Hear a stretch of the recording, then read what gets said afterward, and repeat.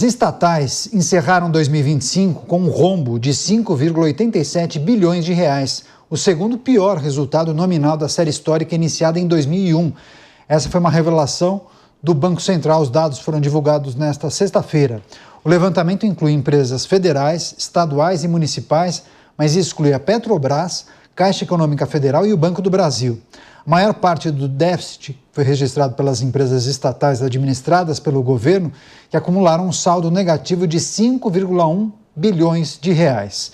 Já as companhias controladas por estados fecharam o ano com um rombo de 336 milhões e as municipais com um prejuízo de 400 milhões de reais. É importante lembrar que em novembro a equipe econômica havia revisado toda essa estimativa oficial e passou a prever um déficit de 9,2 bilhões nas estatais.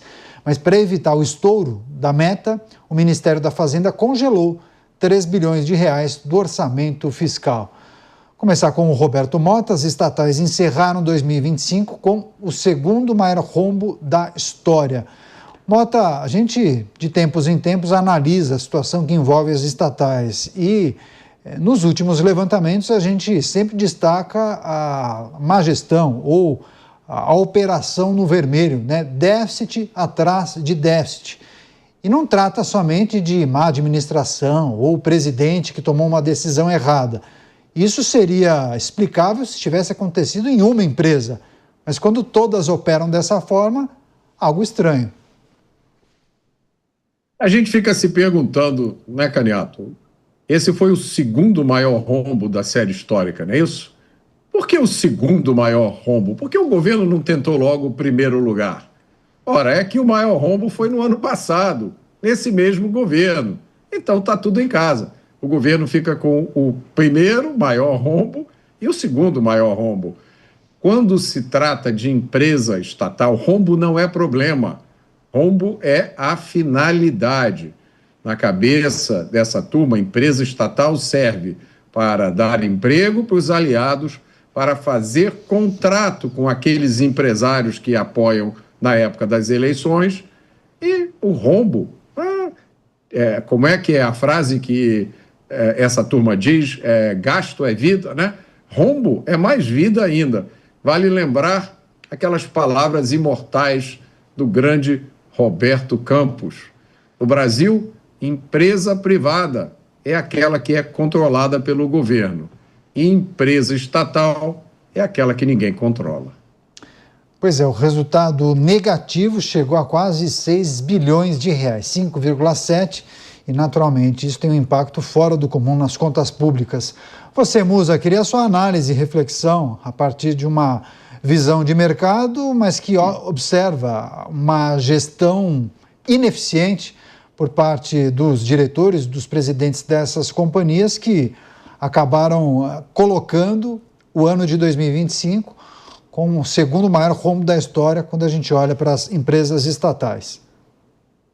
Pois é, e não vejo nenhum sentido, para falar a verdade, por que o Estado tem que deter o monopólio de distribuição de determinados produtos. Isso é tão antiquado, mas é tão antiquado que realmente me parece até infantil as pessoas acreditarem nesse tipo de coisa e uma dificuldade grande de abrir o mercado. Mas eu acho que estamos evoluindo nesse ponto com relação à mentalidade da população.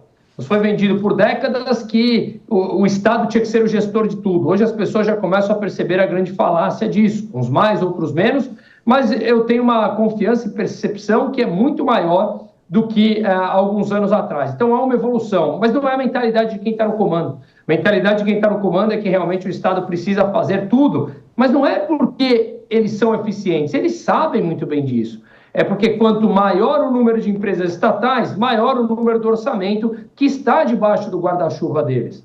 Agora, é importante que as pessoas entendam que a estatal, os Correios, seja ela qual for, pode parecer algo muito distante da gente, do nosso dia a dia, da dificuldade de cada um sair de casa, comprar suas coisas. Mas quando uma empresa dessa tem um rombo desse tamanho, ou algumas empresas têm esses rombos bilionários pelo segundo ano, o que acontece é que quem paga isso é você, sou eu, somos nós, todos, porque é o dinheiro do governo federal que é destinado para lá. E o dinheiro do governo federal não é dele, é do pagador de imposto.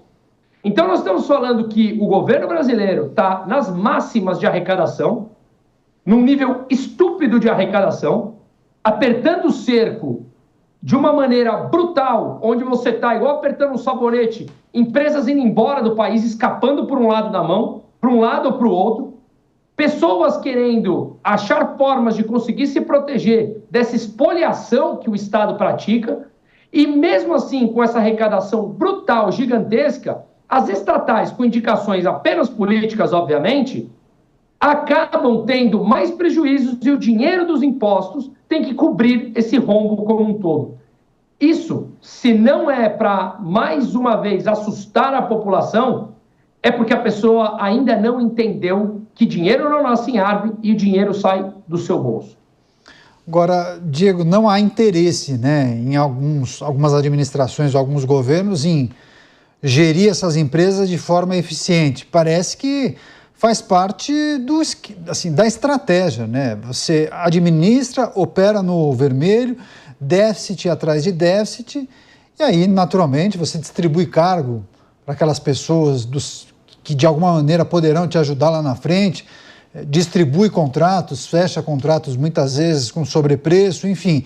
Isso ajuda nesse projeto de poder que muitos entendem que essas estatais acabam ajudando esses governos que pensam dessa forma?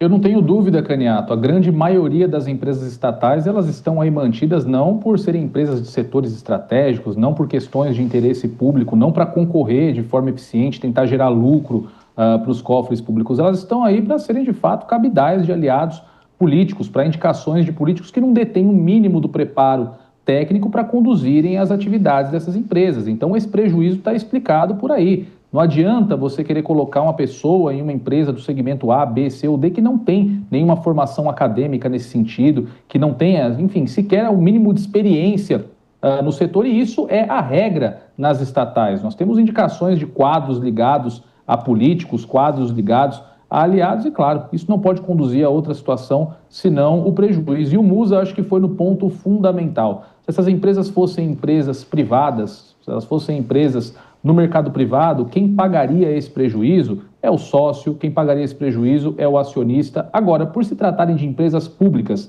que nessas situações recebem constantemente injeção de dinheiro do pagador de imposto, quem acaba pagando essa conta é desde o grande empresário, o bilionário brasileiro que com todas as dificuldades consegue prosperar, até a dona Maria que está varrendo à frente de um barraco onde nem saneamento básico tem. Então é um grande problema do nosso orçamento que também está enfrentando um rombo recorde. O Mota trouxe aqui a frase de Roberto Campos, que é um grande liberal. Eu trago aqui a frase de outro grande liberal, que é o Milton Friedman, que dizia que se você der ao Estado o deserto do Saara para ser administrado, em 5 anos faltaria areia.